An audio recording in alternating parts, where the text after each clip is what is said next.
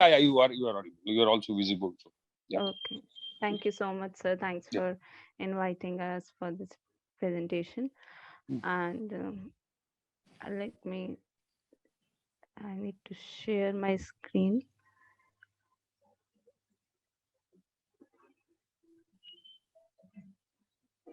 Yes.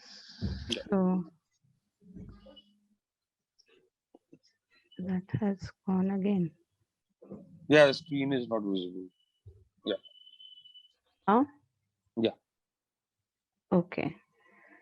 So, good afternoon, everyone. Today I'm here to present my paper, Efficient Simple Liability Assignment Rule, a complete characterization which I have co-authored with my supervisor, Dr. Rajendra Kundu. And today, just the outline, I'll start with a brief introduction of what we have done, followed by the framework of analysis used in our paper. Then I'll show the results and we can have a discussion on that as well. So this paper, it's a contribution to the literature on efficient assignment of liabilities for accidental losses arising out of two-party interactions involving negative externalities. So as Sir has just mentioned that it has been a long tradition where we look into these kind of interactions where individuals interact and there is this possibility that the actions may create negative externalities which in turn results in some accidental losses, and how these accidental losses are in fact apportioned among the individuals. This is what has been a very significant question in the literature. So our paper is, of course, trying to contribute to this vast literature where we have there are some seminal works by Coase and Brown and Shavel. So when these kind of accidental losses happen, they occur, they generally go to the parties generally go to the court, and courts they use variety of rules before they pass on the verdict onto how to assign the liabilities for such losses. So when they use these rules, the assignment of liabilities under such rules is said to be coupled if the liability imposed on the injurer equals the payment to the victim, right? And to be decoupled if the two amounts are unequal. So, in other words, we can say that the assignment of liability under a rule is said to be coupled when the interacting parties they together bear the exact amount of loss, and it is known to be decoupled when the interacting parties they are bearing, let's say, less than the exact loss or more than the exact loss. So then we say that it is decoupled. And this decoupling of liabilities in fact is it's not a rare phenomena, because sometimes we see that a part of the amount which is imposed on the injurer, it is allocated to some state or court administered fund, or in some cases the victim he is compensated out of some special fund which is set up for this purpose. So in US there are many states which have these kind of administered fund, and when the injurer he is not he is insolvent or judgment proof, then the victim is compensated out of this special fund. So in that case the liabilities are decoupled. And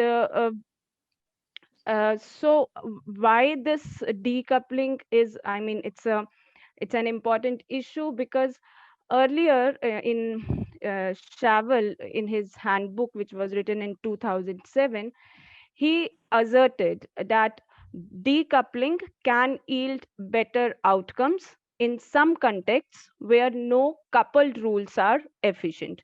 So this was an assertion made by Shavel in 2007. So he basically asserted कि decoupling can assignment of liabilities is better in terms of efficiency when we have no coupled rules, which can result in efficient outcomes. But then moving forward, this decoupled assignment of liability, it was formally analyzed by Jain in 2012, and Jain, while using his theoretical framework, he demonstrated that this decoupled liability and efficiency, they are inconsistent with each other. So you cannot have efficiency with decoupled liability assignment, even in contexts for which efficient coupled rules exist. So basically, Jain made a contrary claim to the Chavel's assertion, and he used a theoretical framework, a formalized framework. But what happened is, I mean, the demonstration which Jain 2012 shows, this analysis was based on a very small subclass of the class of rules. In the sense, under those rules which Jain analyzed, under those rules, the assignment of the liabilities is always decoupled. So whatever possibilities there are, the rule was always decoupled for all the possibilities, and therefore we can say that it has a limited applicability since it's a very small subclass of rules which he has um, analyzed, right? So in this paper, in when we um, worked on this decoupling and coupling, and we revisited this question, that is coupling necessary for the efficient assignment of liability, that means whether the parties, they always should together bear the exact amount of loss for efficiency. So to answer this question, we study the efficiency properties of a general class of rules under which the assignment of liabilities is not always coupled, and we demonstrate that the contrary claim about the inconsistency of decoupling and efficiency is not robust. So what basically we have done is that we have analyzed a more general class of rules uh, as compared to those which were analyzed by Jain 2012. And under these set of rules, the assignment of liabilities is not always coupled. So as we'll go forward, we'll see that how these this will vary, right? So now the assignment of liabilities is not always coupled, and using these kind of rules, we demonstrate a very contrary claim to that of Jain 2012. And here we demonstrate that this claim of inconsistency of efficiency and decoupling is not robust. So coming to the framework which we have used, it's a standard framework which have been used in the literature. We analyze this problem in the context of two party interactions, and we assume that the parties are one and two, they are strangers to each other. That means they don't have any contractual obligations or anything such of that sort.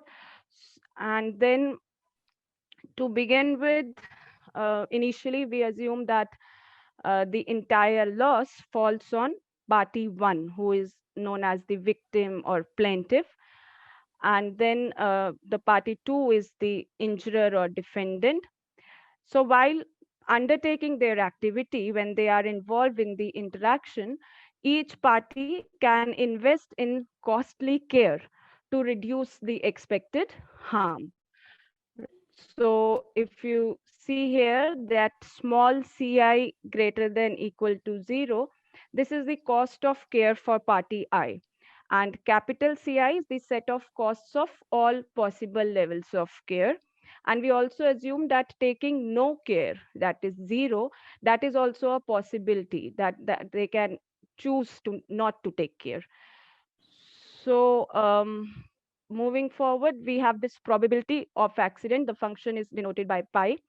The actual harm in case of an accident is denoted by H, and both of these are the functions of C1 and C2, that is the costs of care taken by the two parties, and the expected loss is L. And then we also assume that this expected loss is a non-increasing function of C1 and C2. Then we define total social cost as the sum of costs of care and the expected accident loss. So this is the sum of the costs of care taken by the two parties and the expected accident loss. And finally, we assume that this set of all TSC minimizing, total social cost minimizing configurations of costs of care is non-empty. So there always exists a minima at which the total social cost can be minimized. So as I said that these cases, they usually go to the court, and these courts, they often, before judging or before giving the final judgment, they have a kind of fixed due care levels for the two parties. So this acts like a benchmark of the care level which the parties should have taken. And these due care levels, they are consistent with total social cost minimized configuration of costs of care. So when we Harshil, can define, I ask you a question here? I'm sorry. yes, please. So you assume that the care levels taken by the parties, the injurer and the plaintiff, they're verifiable in court. Like they can prove, Yes, yeah. So yes, you can yes, prove how much care you have taken. right. So we are assuming that Okay. Okay. yeah, Okay. yes. Sorry, you please continue. Yeah, please No, continue. it's fine. Yeah.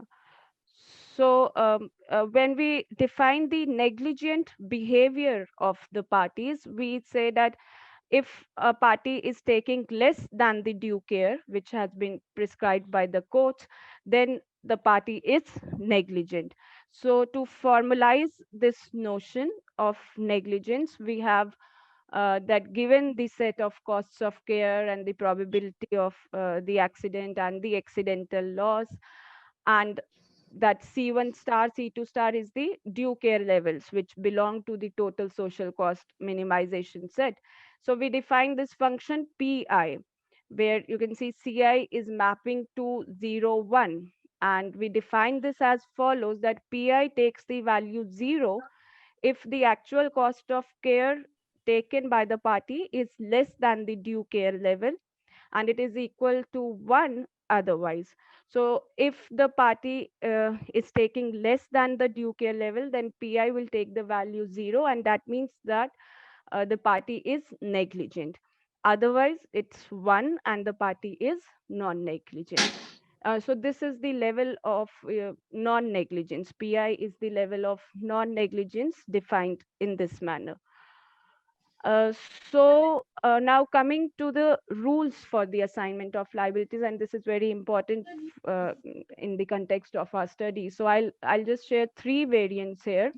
So the first is the simple liability assignment rule, which is a function g 0 1 square to the unit interval 0 1, such that g of p1 p2 equals x1 x2, where x1 is the portion of loss to be borne by the victim, and x2 is the portion of loss, in fact, to be borne by the injurer.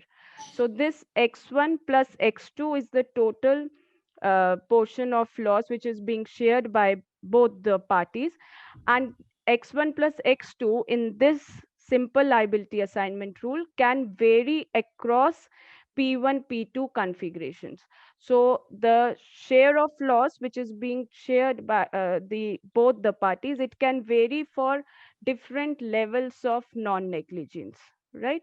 So this is what is a special feature of this simple characteristic of this simple liability assignment rule.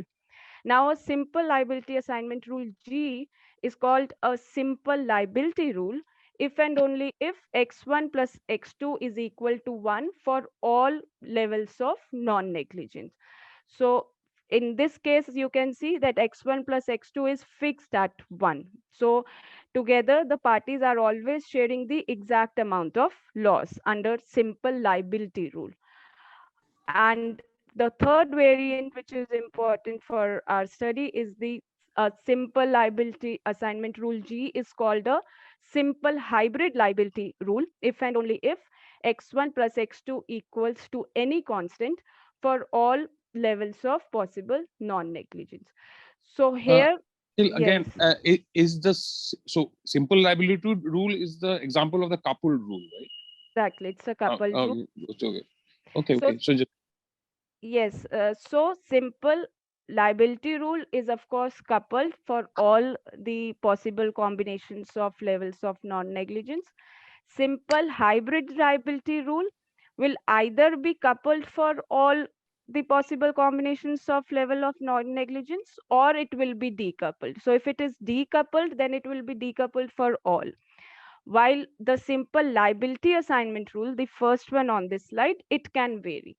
So I think now the difference is clear in for all the three variants of liability rules.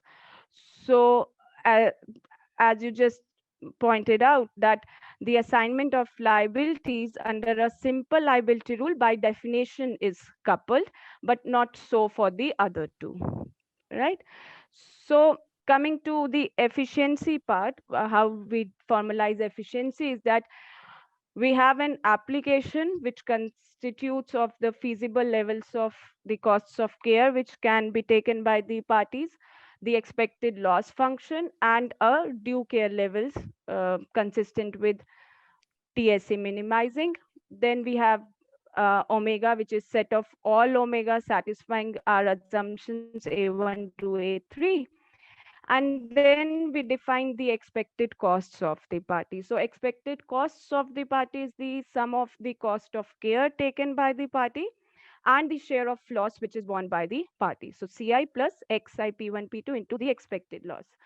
And parties, we generally assume that they prefer outcomes with lower expected costs. So if you can frame it out, this as an application of a rule, it's a two-player simultaneous move game in which the strategies are the feasible levels of care and the payoffs are the expected costs. Okay, so we define that a rule is efficient if and only if it always, for all the possible applications, it induces parties to take TSC minimizing levels of care. So that is how we define the notion of efficiency. So or in other words, we can also say that a rule is efficient if and only if there is always an equilibrium and every equilibrium minimizes total social cost. And for our paper, we consider only pure strategy Nash equilibria.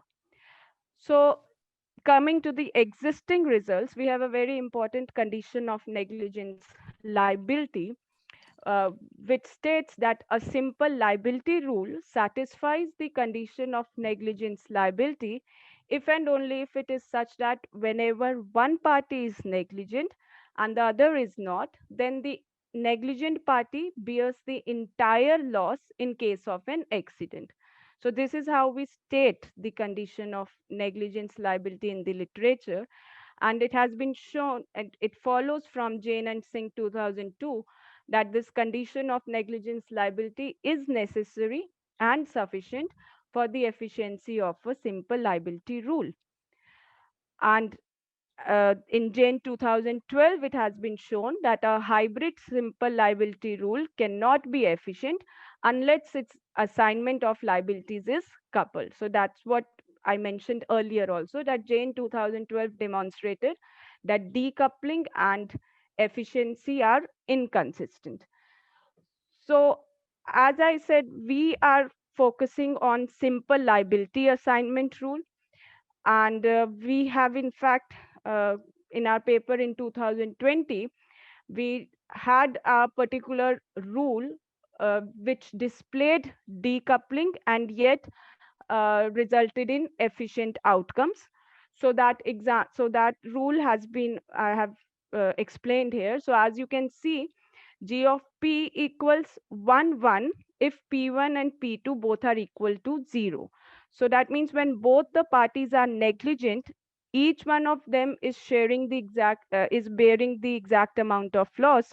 So together they are sharing more than the loss, right? However, for P1 equals 1, that means the victim is non-negligent and the injurer is negligent, then the share has been 0, 1.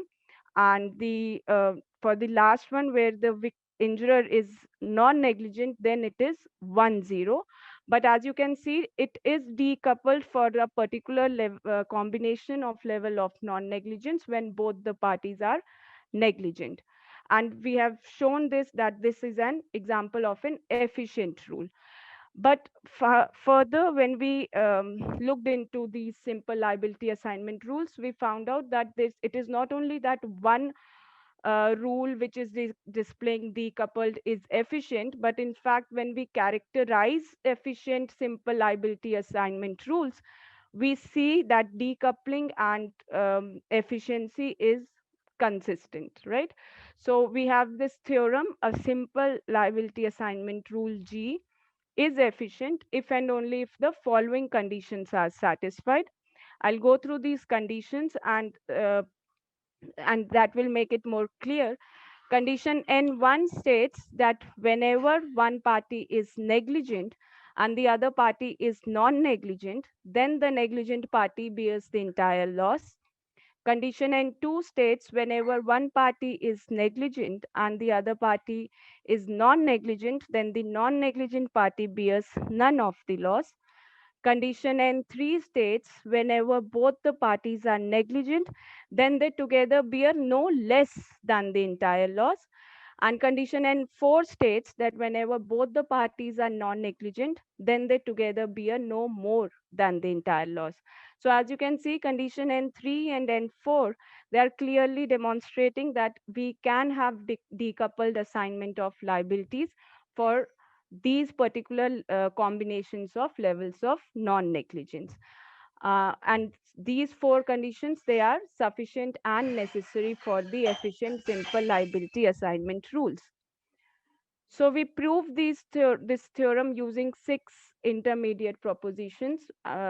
Quickly, I'll go through them. That proposition 1 establishes that N1 is sufficient for the existence of a pure strategy Nash equilibria. Proposition 2 established that N1 to N4 together guarantee that every PSNE minimizes total social cost. So these two propositions basically together establish the sufficiency for the efficient simple liability assignment rules. And then propositions 3 to 6 establish that N1 to N4 are all necessary.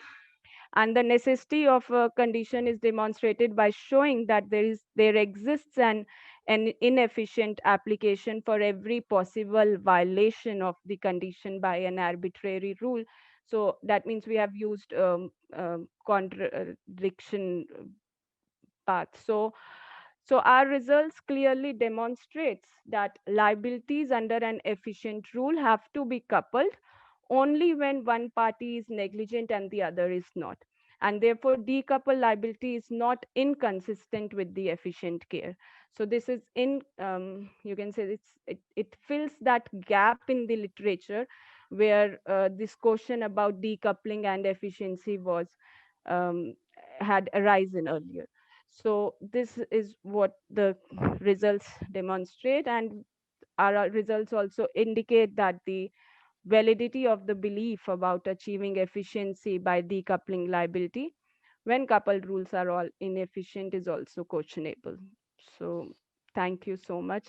And Yeah, a nice presentation, Harshil. Before I throw the floor open, I just want to ask you. So this is let's wait. This is not exactly related to the work you are doing, but it's of course somewhat related otherwise. So essentially, what you are saying that when you put less constraints, you are able to achieve efficiency, right? So decoupling means that there are essentially fewer constraints acting on whoever is designing the rule.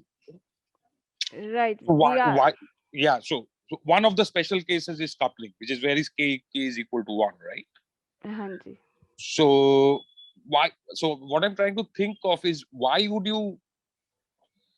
So my intuition would be that because coupling puts a whole lot of restrictions, it would be more difficult to get efficiency. So you should expect that decoupling goes hand in hand with efficiency. With that in mind, I was wondering. So you talked about Jane's paper, right, where he showed that coupling rules could be efficient where decoupling rules may not be efficient, which is kind of contrary to intuition because decoupled rules are less constrained, right? So you should be able to do more with them. So Yeah, I'm kind of confused. Why? What? Did Jane use the same framework as you? the framework was same. In fact, sir,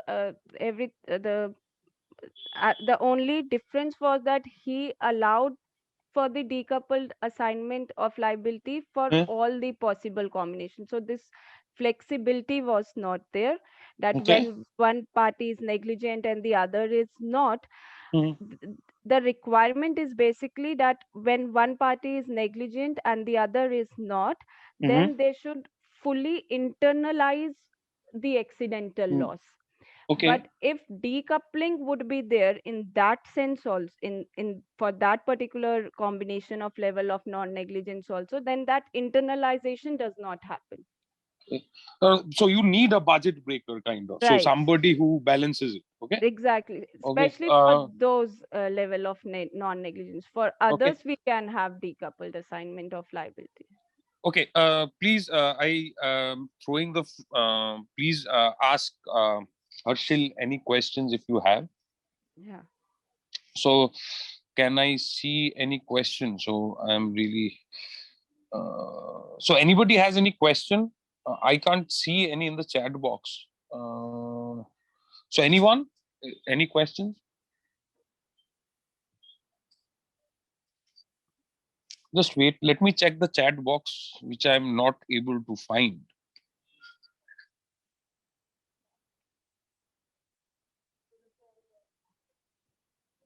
Uh, does anybody have their hands up? No. So I guess. So please ask any questions if you have any.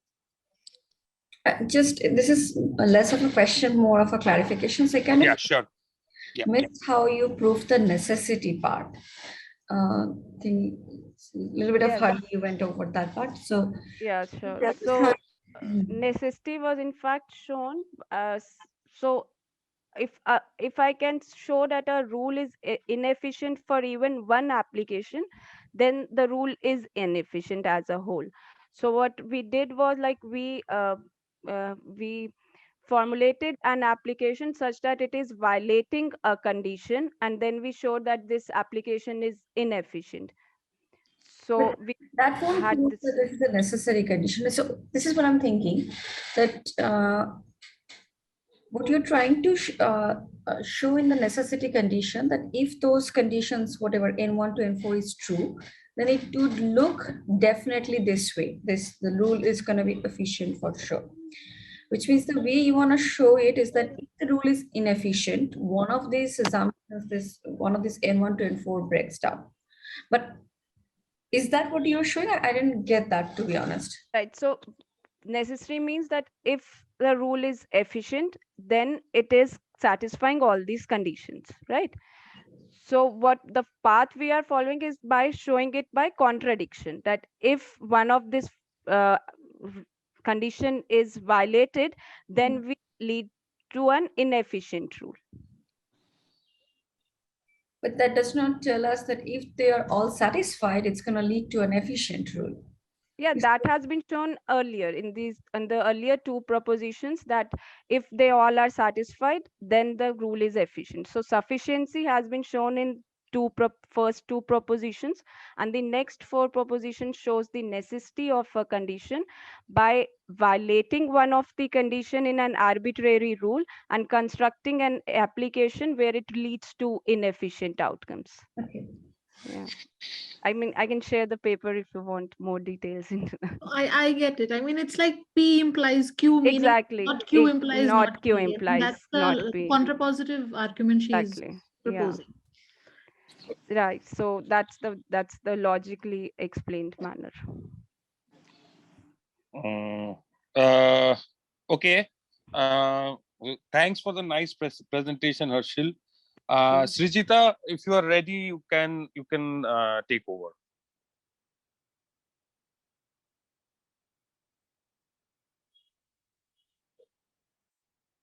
Sure. You guys can see my screen, Yeah, presumably. yeah. Okay. Thanks, guys, for coming here on a cold Delhi morning. And I'm happy to share this paper with you guys. It's called Disclosure Policy in Presence of Negative Externality, slightly different from the title I submitted. Okay. Let me start with an example, given the time constraint. I will try to. So, Srijita, you have time till 1. So, because there are only 2 papers, you can take your time Sure. and present it. Yeah. Okay. Yeah. Great. So what I'll do, I'll try to present everything in terms of an example that I think that is more relatable than the dry model itself.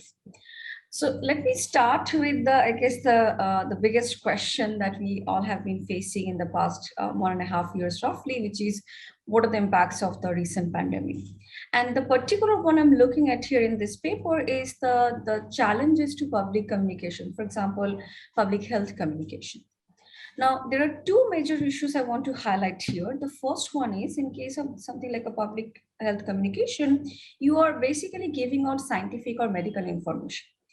First, they're not very easy to obtain. You have to spend some good amount of money in R&D to even obtain this sort of medical information. And once you obtain them, they're not easy to understand. You have to put some cognitive effort into understanding what these different numbers and things mean. So this is a very significant difference compared to the kind of the communication problems that economists are in general interested in. And the second one I want to highlight, which is also a feature of the pandemic, is the idea of negative externality. And that's going to be the only thing that's common between the last talk and my talk.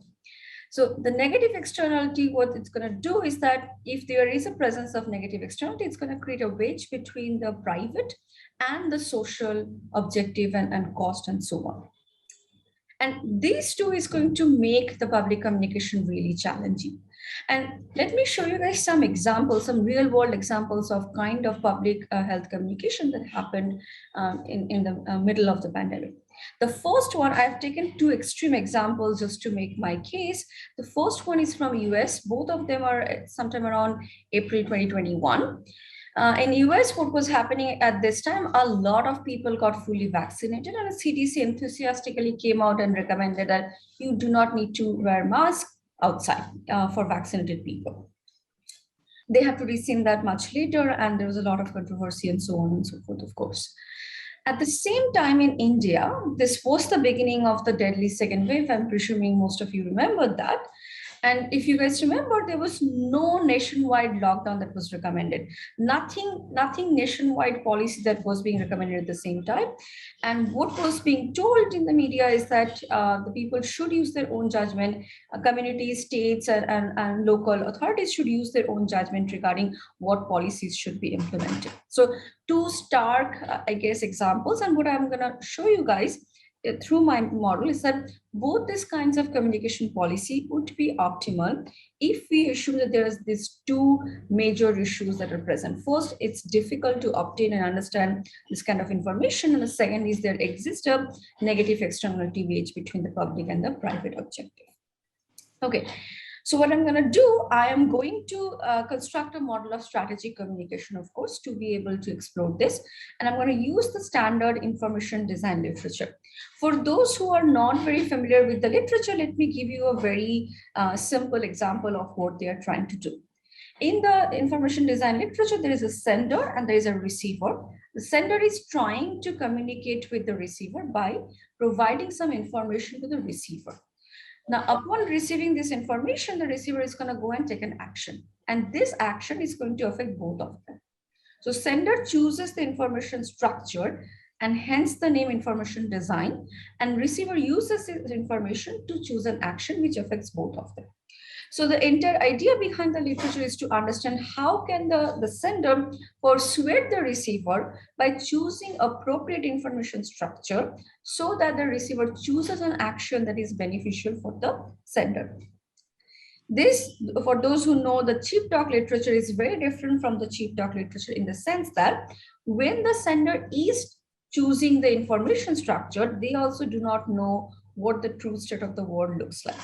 And the second thing, there is an assumption of commitment here that before observing the state, the sender says that I am going to go and search for this piece of information.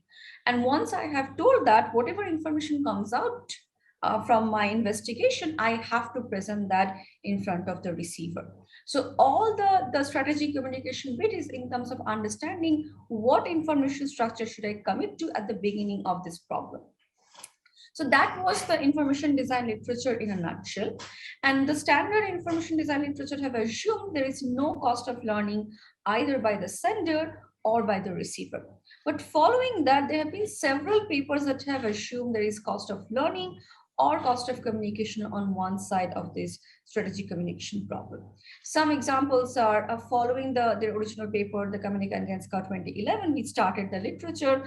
There was another paper by the same two authors in 2014, where they assumed what would happen if the sender faces a cost of learning.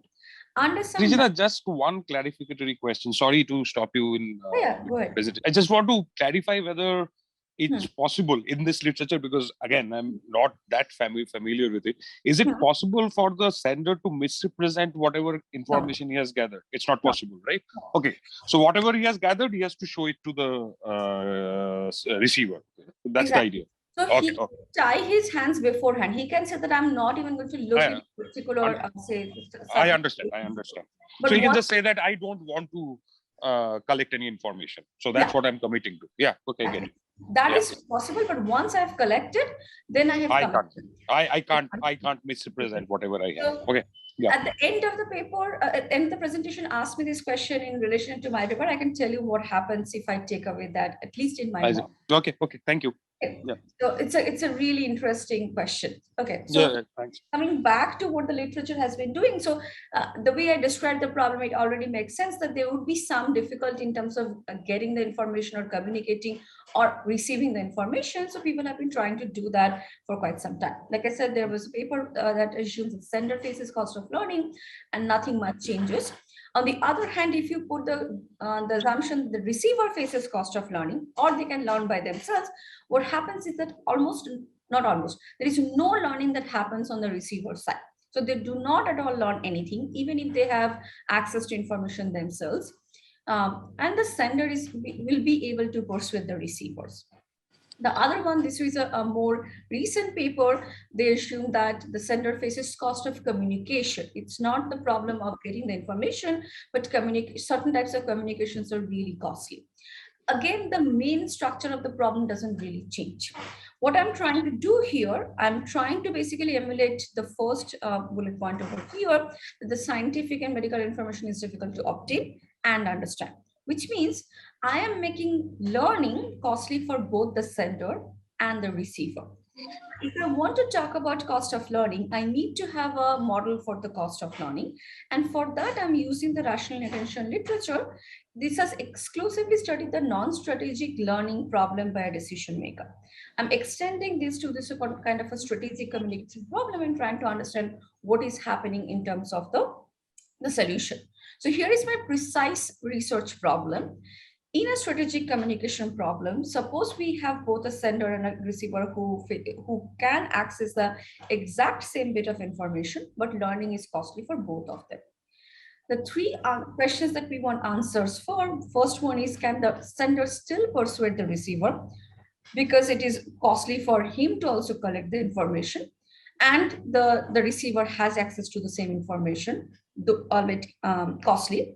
The second one is, if the sender can actually persuade, how does the sender persuade? Is it exactly same as the Bayesian persuasion literature so far, or something new comes out to be the case? And the third question, which is also coming from the literature, which is, does the receiver ever learn? by paying this learning cost? And the answer that we have obtained so far in the literature is no, the receiver never learns and never pays the learning cost, no matter what the setup has been. So here are the results that I obtained. The first one is, this is kind of how I solved the entire problem, and I will spend some time talking about this particular result. So under the assumptions of the cost of learning function I have made, what's going to happen is that the receiver's learning strategy takes forms of consideration sets. I'll be more explicit about what I mean by that. And because of this result, everything else regarding the strategic communication result would look differently compared to the standard patient persuasion literature. What happens in this model is that sender can manipulate the receiver's action, but not directly. What they can do at best, they can actually manipulate the consideration set for learning for the receiver, and that would have an impact on the receiver's action. So no direct manipulation of action, but indirect manipulation through changing the learning strategy for the receiver. And the third thing that I think is very interesting that comes out of this model is that sometimes no communication is a very valuable strategy if you have this sort of commitment to say the truth, not fabricate any new results. And what happens whenever there is no communication, it's not that it's completely uninformative. The receiver is going to learn something and it will change their consideration set. So the receiver is going to have a smaller consideration set compared to the prior when they receive no communication at all.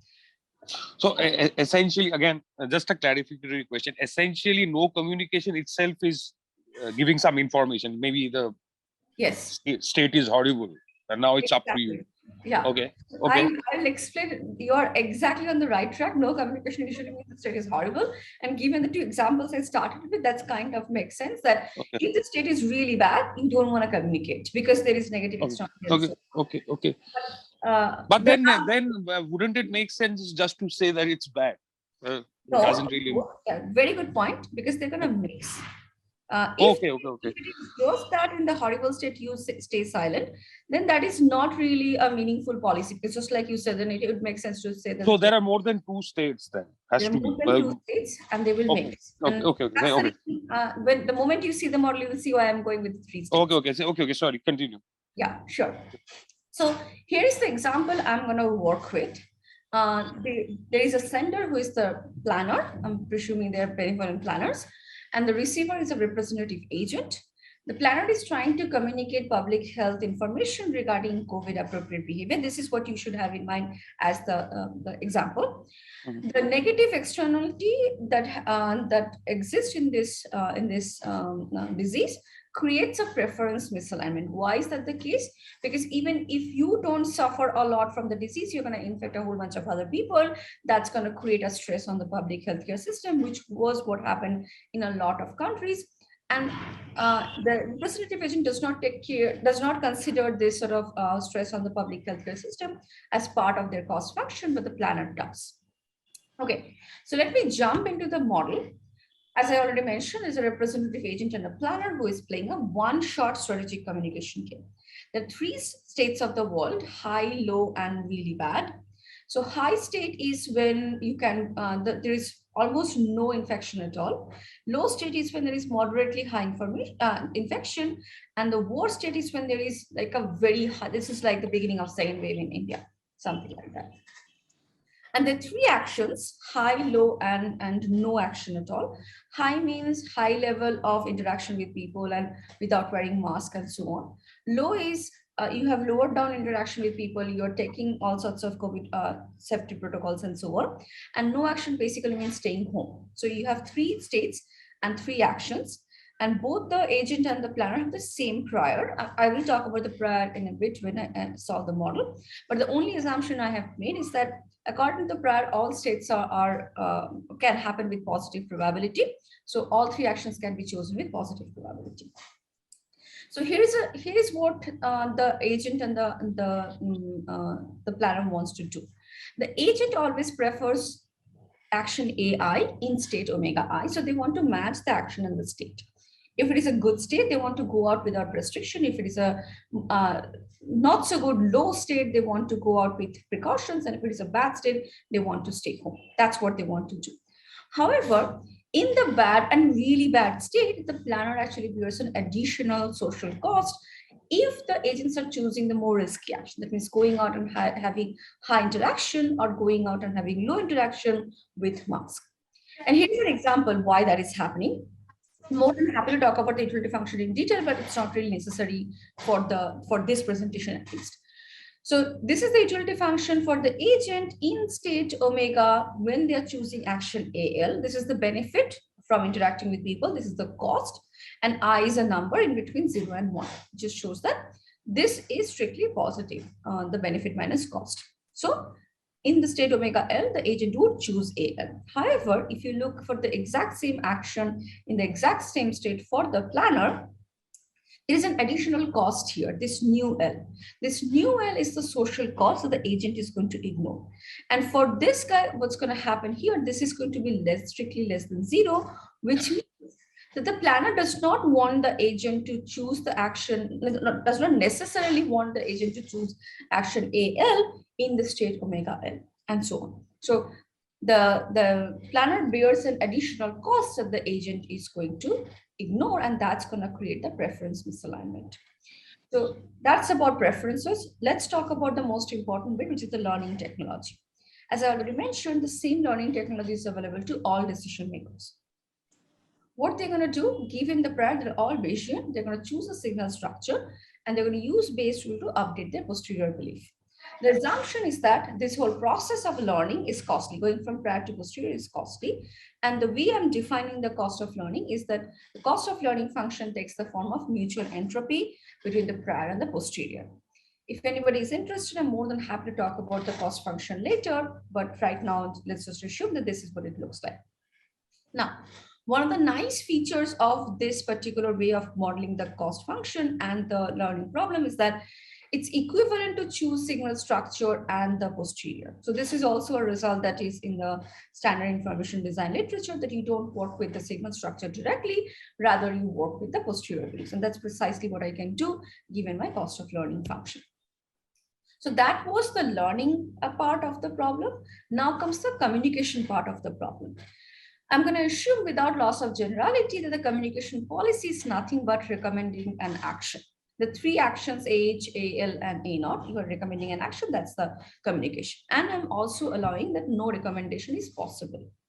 I'm making two important assumptions, very much in lieu with the literature. The first one is the agent can costlessly verify any recommendation. So if you tell me to do AH, I can see what you have learned that you're telling me to do AH. However, if you don't give me any recommendation, there's nothing to verify. Now, the model also works if you assume a much smaller cost of verification than the cost of learning. But I'm going to assume for now that agent can costlessly verify any recommendation. What does it do? It ensures that if you're going to recommend something, you can't lie about it because you're going to get caught. And the second one is I'm going to assume that the planner can commit to a communication strategy. So if I have committed that I'm going to send a signal with some probability in two different states, and it turns out when the states are realized it's not beneficial for me, because of my commitment, I will still do it. That's an important assumption. This is very much in line with what the literature has studied so far. And like I said, ask me the question at the end of the presentation, I'll tell you what happens if that's not the case. Okay, so here is the timeline. All the decision maker enter with the common prior. The planner chooses a learning strategy, then they choose a communication strategy. Then the agent is going to choose an optimal learning strategy. Learning and optimal action go hand in hand, and the payoffs are realized for all decision makers. That's it. So we're going to start solving it backward. What we'll do, we'll start with the agent's learning and the choice problem. Then we will solve the strategic communication problem into three parts. In the first part, I'm going to assume that that agents have perfect compliance. Whatever the planner tells them, they're going to do it. Under that assumption, I'm going to solve the planner's learning problem just to see the difference between the agents and the planner's learning problem. From that, what I'll do, I'll relax the assumption of complete compliance, and I'll assume that the agent will do whatever they want to do, whatever best for them, but the planner is restricted to only truthful communication. And then we'll see what happens to this sort of communication problem. And finally, we'll open up to the strategic communication problem that I'm interested in, and it will become clear why I'm taking these exact 3 steps. So let me start with the agents learning problem. Dhritiman, how much time do I have? You have, let's say you can take 15 more minutes. So please continue. Please continue. Don't worry. I can finish in 10. I'll try my best. Yeah, Okay. yeah. So here is what the agents learning problem looks like. Now, what I'm showing you guys here, this is basically the entire state space. So here is the state omega h, here is the state omega l, and here is the state omega naught. So any belief over these 3 states can be represented as a point on this triangle. So it's the entire simplex over the state space. Now, within the entire simplex, as you guys can see, there is this inner triangle, which I'm calling HLO triangle. Now, what is the meaning of this particular triangle? And what is the meaning of all this other oddly shaped structures over here? So let's start with a belief mu naught inside this inner triangle. My result shows that if your belief lies anywhere within the interior of this triangle, then your posterior belief is going to be a distribution over the endpoints of this triangle. So it does not matter where your mu naught lies, as long as it lies within the interior of this HLO triangle, the posterior belief distribution is fixed. That's this gamma H0 WL, W naught, and WH with certain with a distribution on top of it. So this kind of simplifies my life a lot, because now I know it doesn't matter what belief the agent has at the time of learning.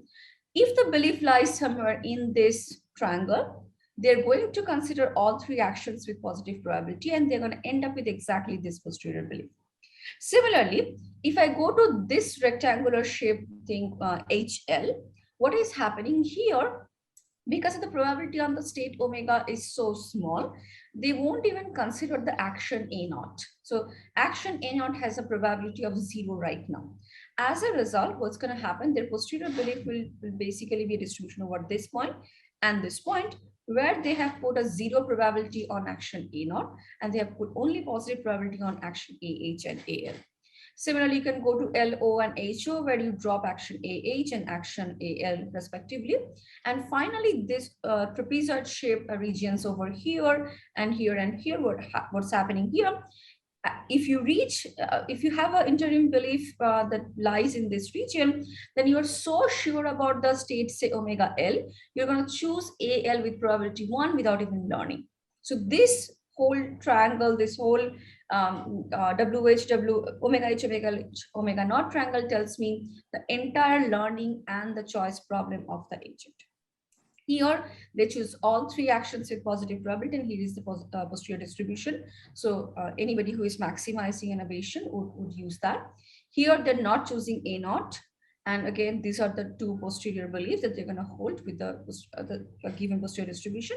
And we know what a utility maximizing agent is going to do. And here, they just stop learning and they just choose 1 action with positive probability. Okay, so this is the agent's learning problem. Let me contrast that with the planner's learning problem, assuming that there is complete compliance. This means whatever the planner says, the agent will do exactly that. Now, of course, the agent doesn't do it, and I have to solve that problem. But let me see what happens to the planner's problem if it is as if the planner is learning on behalf of the agent. And you can see the problem of preference misalignment, which is this red triangle is basically the counterpart for the planner of my HLO triangle in the black here. And as you can see, and I can do it for all the other regions as well, but I think this kind of makes sense if I just show this bit, and I'm going to assume that my mu naught lies within this HLO triangle to begin with to make the problem interesting.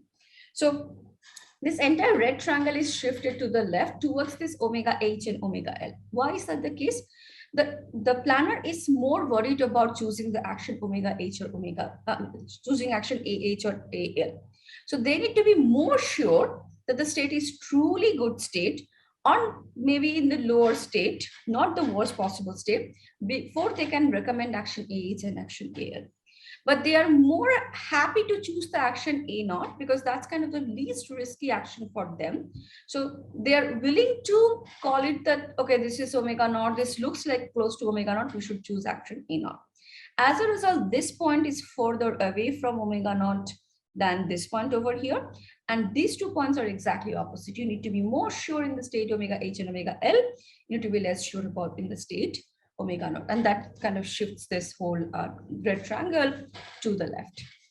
Okay, so this is what happens under complete compliance. Now, suppose complete compliance doesn't exist, but we are forcing the planner to truthfully communicate whatever they have learned.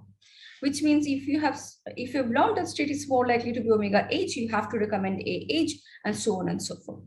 What happens is that if we assume truthful communication for every informative equilibrium, learning is only going to happen if you recommend A naught.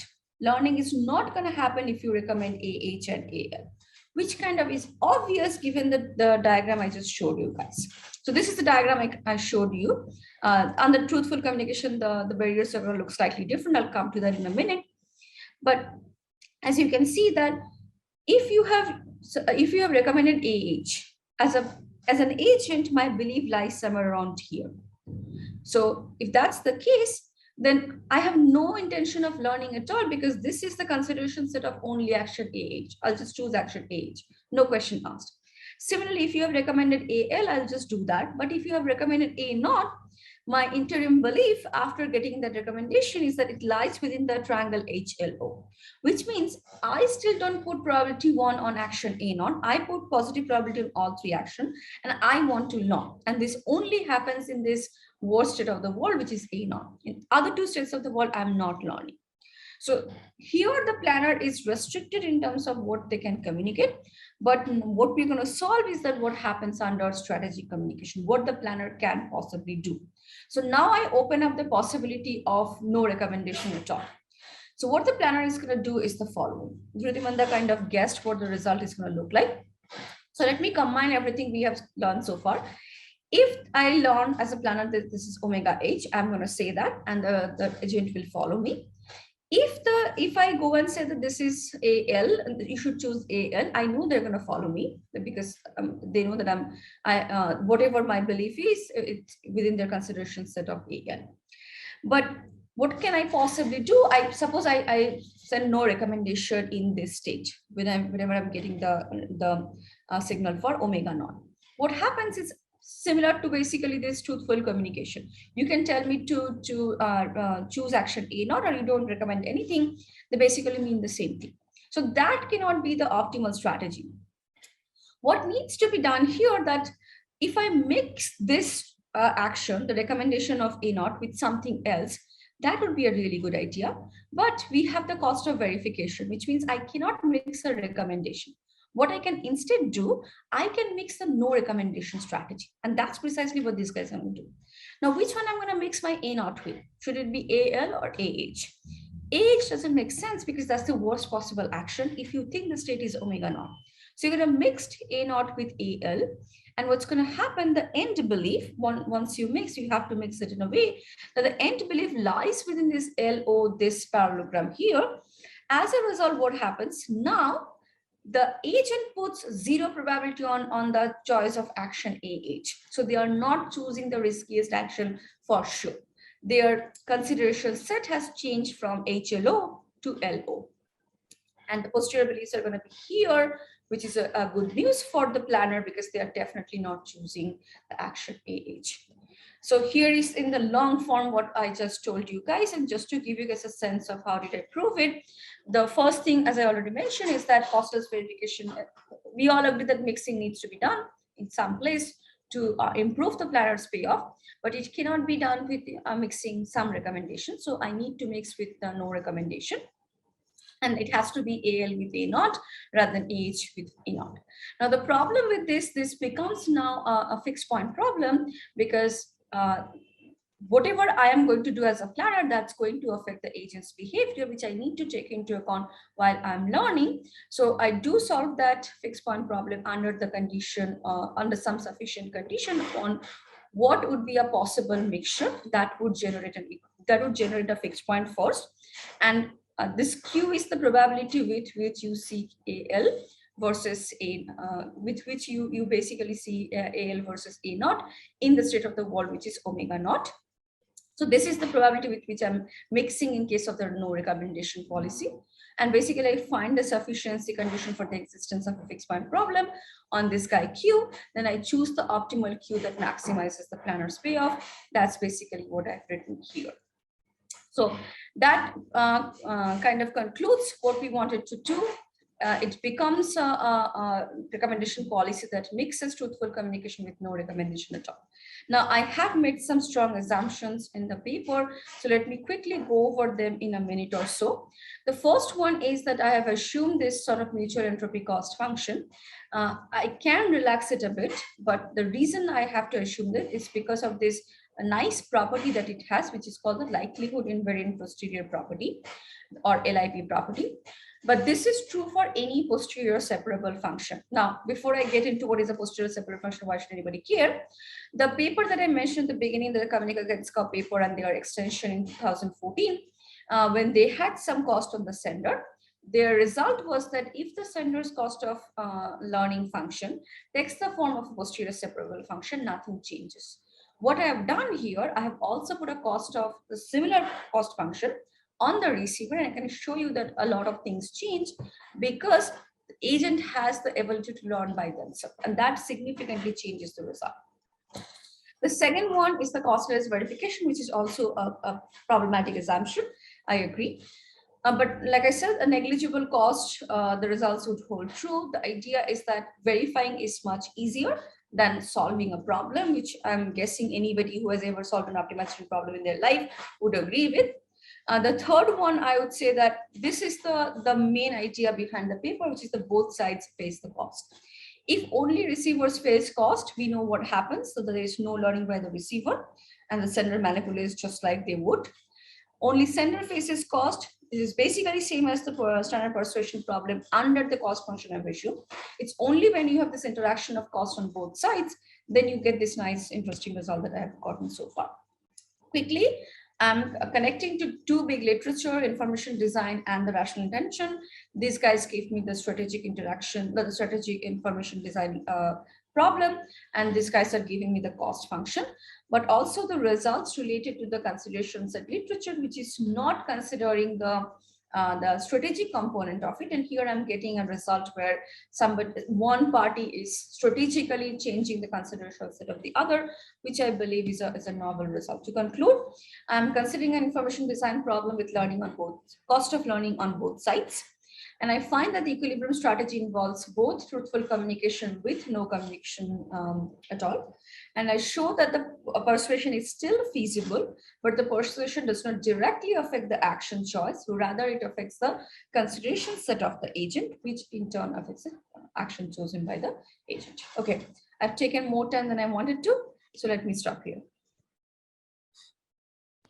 Thanks, Srijita. That was a very nice presentation. Again, before I throw the floor open, again, as I said, I'm not that familiar with this literature, but just going to a broad intuition, what is different between these three sets, okay, three states, which is, let's say, W naught, WH, and WL. So what is so special about the high H state?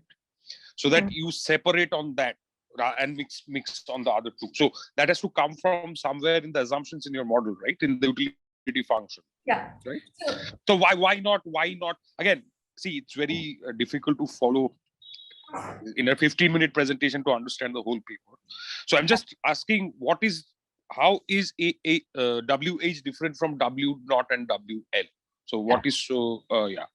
So there is a clear ranking of the utility from different state and action. Yeah, so that's what I want. I want to just see the ranking. This is the utility function, but I'll tell you, there is nothing special. This is what is relevant for the storytelling. You give me 5 different actions, you rank them in a way that there is an action state matching for the agent, and if you give some ranking for the planner, I can solve the exact same problem using the exact same technique. Nothing special about a particular state or an action, but I want a story, and it kind of fits the story I wanted to tell. That if the state is really good, you don't want to you will You don't want want to. that this is a good state, like CDC did. If Okay. the state is bad, you would probably like to hide it, but hiding becomes Uh, complicated. So you start mixing. And uh, which one you're gonna mix with? The one in the middle, not one on the top. But the middle and low. Okay. Oh, yeah. so if you had put like more actions in the middle, I've probably gotten something different. That all depends on the utility function. But theoretically speaking, there is nothing special. Absolutely nothing special about the way that the difference. Yeah. So very nice presentation. Thanks for the presentation. Please, if anyone in the audience has some questions you want to ask, again, I'll have difficulty finding. Yeah, I've found the chat box. Nobody has asked a question here. So please, audience members, if you have any questions you want to ask, please go ahead. So I think one question you asked me that I can take right now, if there are no questions, which is that what happens if I mean, do I assume commitment? Do they have to tell the truth? Yeah. So see, there is a whole literature. So I'm sorry for stopping you. So see, you don't need to consider incentive compatibility here because there is no reason for me to. So I can commit to a particular strategy and then I have to stick to it. Now, is there any possible way to make these models so that even if I've committed to a particular action, it's very difficult for the receiver to verify whether I'm sticking to the commitment or not. Essentially meaning that commitment is not perfect. Yeah. So are there ways to one better? I can tell you, suppose there is no commitment in terms of communication. And this what I don't know whether I can draw, but I'll try my best to show you guys. Let me find it out.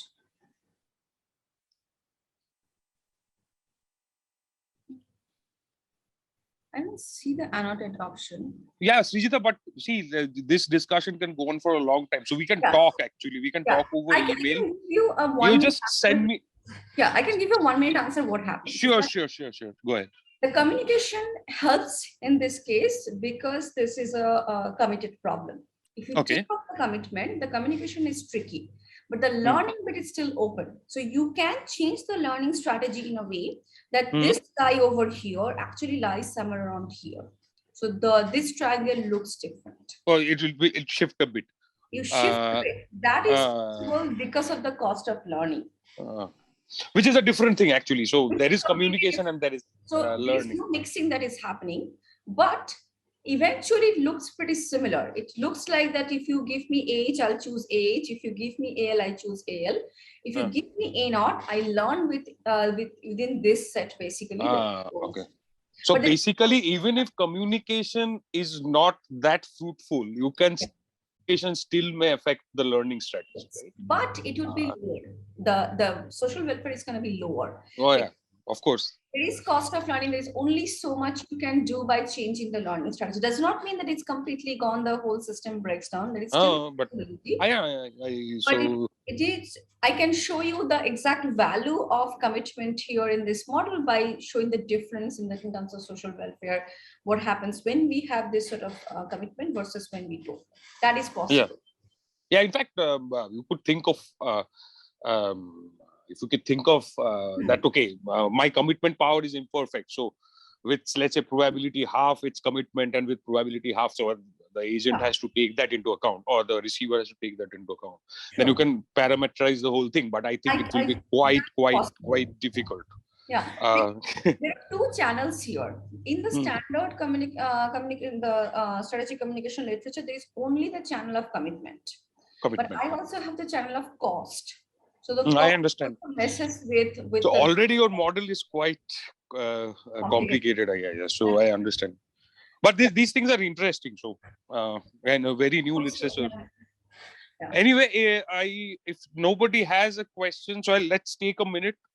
If not, then let's conclude this session. Thanks to both Harshil and Srijita for lovely presentations.